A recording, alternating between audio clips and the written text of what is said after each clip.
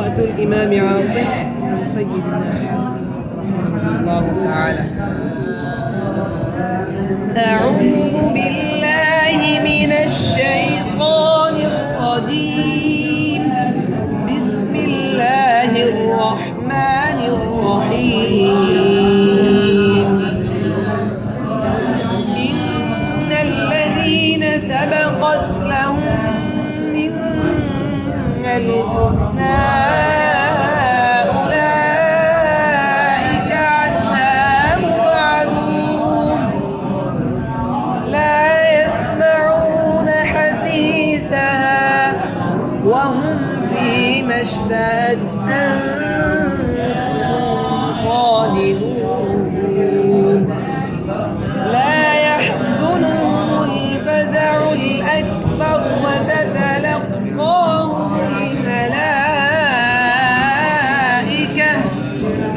هذا يومكم الذي كنتم توعدون يوم نطوي السماء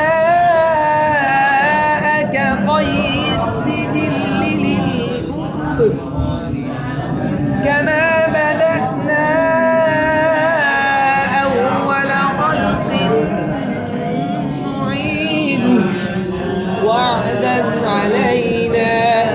إنا كنا فاعلين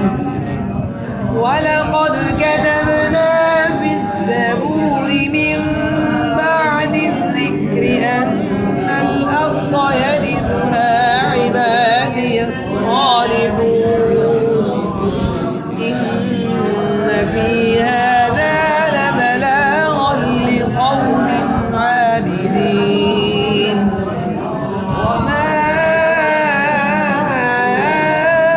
أرسلناك إلا